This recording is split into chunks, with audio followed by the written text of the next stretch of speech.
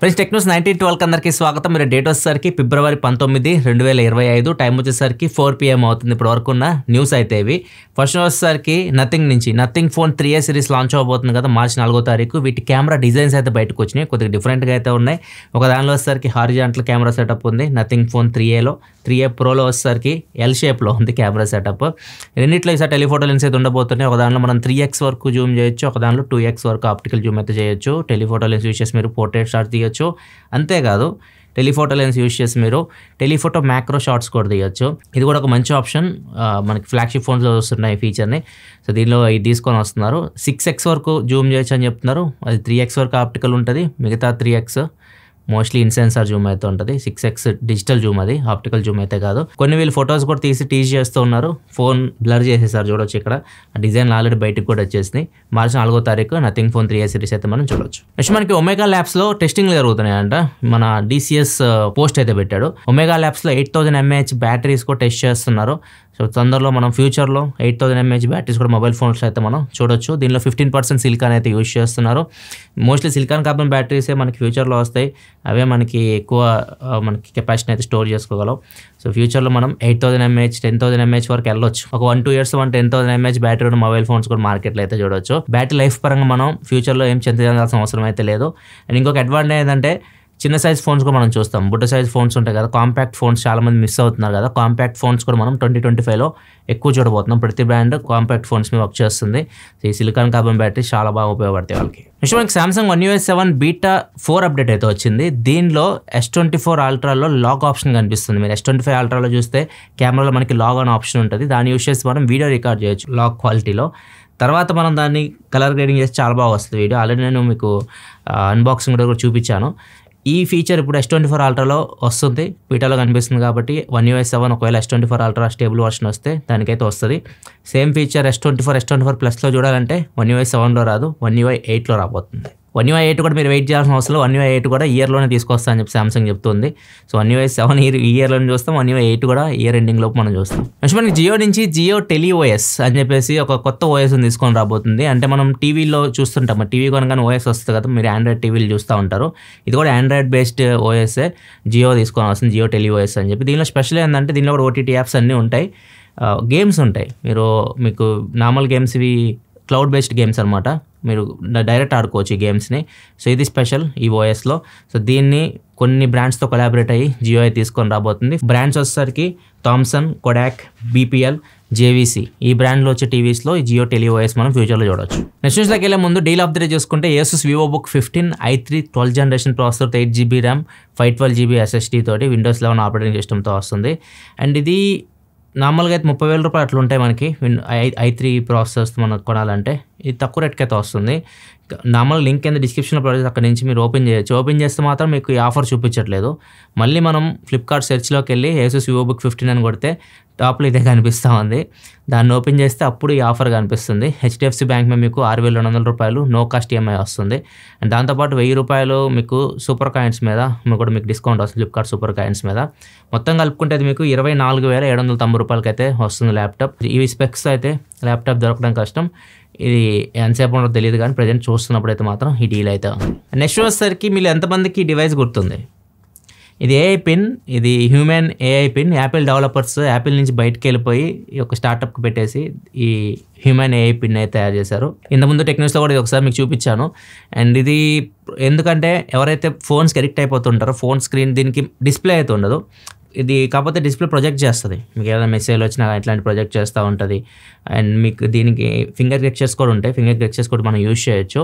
కాకపోతే డిస్ప్లే ఒక్కటే ఉండదు. AI దీన్ని ఇంప్లిమెంట్ చేస్తారు. మీరు ఏదైనా AIని అడగొచ్చు, ఇట్లా టచ్ చేసి AIని అడిగితే అది సమాధానం కూడా చెప్తూ ఉంటుంది. ఏమన్నా మీకు కావాలి అని ప్రొజెక్ట్ చేసి చూపిస్తూ ఉంటుంది చేతి మీద.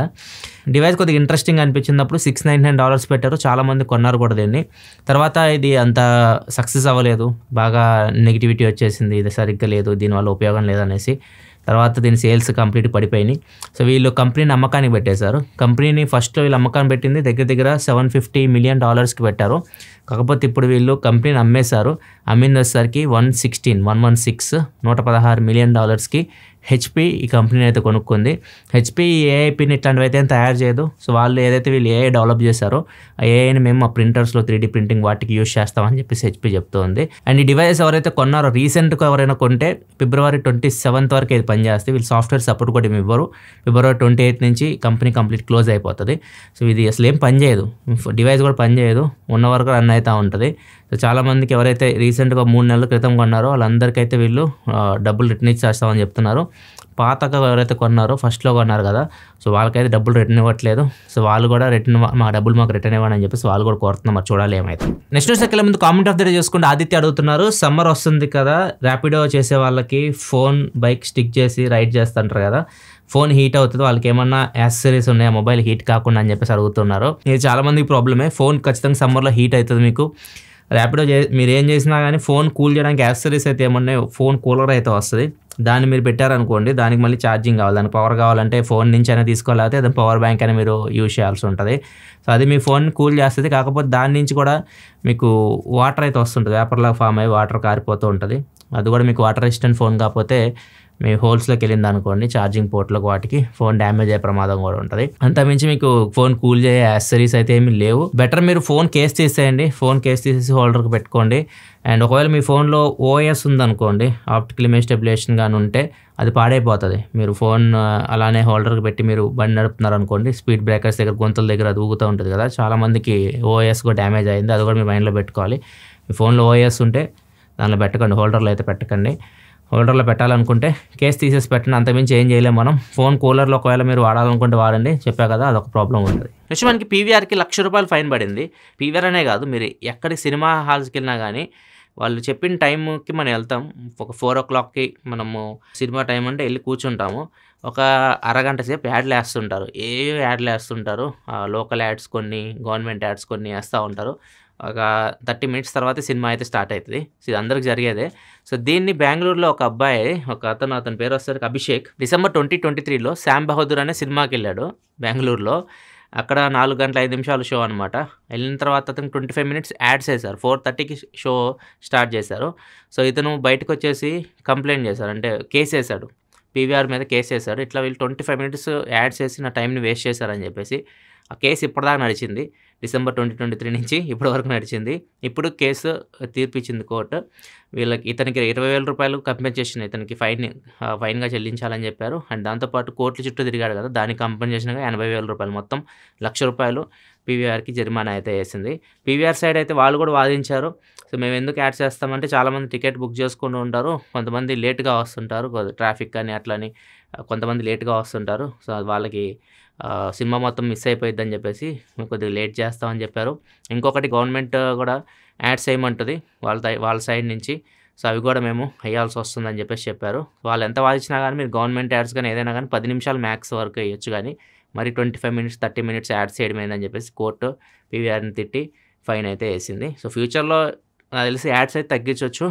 మీరు ఎవరైతే తొందరగా వెళ్ళి యాడ్స్కి బోర్ ఫీల్ అవుతుంటారో సో వాళ్ళకి ఇది గుడ్ న్యూస్ అనమాట. చాలామంది ఏం చేస్తారు, ఎలాగో యాడ్స్ చేస్తారు కదా అని చెప్పేసి లేట్కి కూడా వెళ్తూ ఉంటారు. సో ఇట్లా 2 కేటగిరీస్ ఉంటాయి. అదే వీళ్ళు కరెక్ట్ టైంకి వేస్తారు అనుకోండి, ఖచ్చితంగా అందరూ అదే టైంకి వచ్చి కూర్చుంటారు థియేటర్లో. నెక్స్ట్ మనకి Grok 3 ఏ అయితే వచ్చేసింది, ట్విట్టర్ వాళ్ళది, ఇది ఎక్స్ వాళ్ళది. ఇప్పుడు ట్విట్టర్ అని వచ్చేస్తుంది, అదేదో ఎక్స్ అంటే ఏదో బూతులాగా ఉంది, అందుకే ట్విట్టర్ అంటున్నాను నేను. ఇప్పుడు వీళ్ళు Grok 3 అయితే ఏఐ ఉందో, సో ఇది ప్రపంచంలో స్మార్టెస్ట్ ఏఐ అని చెప్పేసి వీళ్ళు చెప్తున్నారు. ఎవరైతే దీన్ని యూజ్ చేస్తున్నారో వాళ్ళు కూడా చాలా బాగుందని చెప్తున్నారు. కాకపోతే ఇది ఓన్లీ ప్రీమియం మెంబర్స్కే, డబ్బులు కడితే దీన్ని మనం యూజ్ చేయొచ్చు.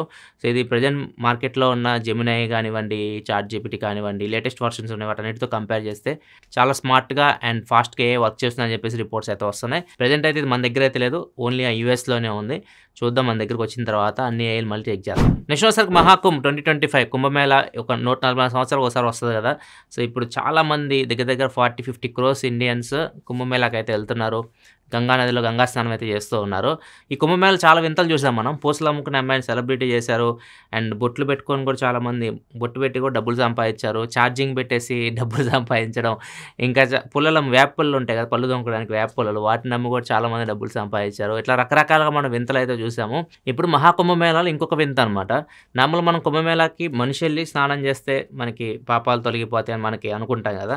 సో ఈ మనుషులు వెళ్ళలేకపోయినప్పుడు వీళ్ళు డిజిటల్ డిప్ అంట. డిజిటల్ డిప్ అంటే మీ ఫోటోని వాట్సాప్ నెంబర్ ఇచ్చి వాట్సాప్కి మీ ఫోటో షేర్ చేసి రూ. 500 మీరు డబ్బులు వేశారనుకోండి, మీ ఫోటోని తీసుకెళ్ళి గంగలో ముంచుతారంట. సో, మీకున్న పాపాలన్నీ తొలగిపోతాయి. మీ తాత ముత్తాతలు కూడా మిమ్మల్ని చూసి ఆశీర్వదిస్తారు మిమ్మల్ని.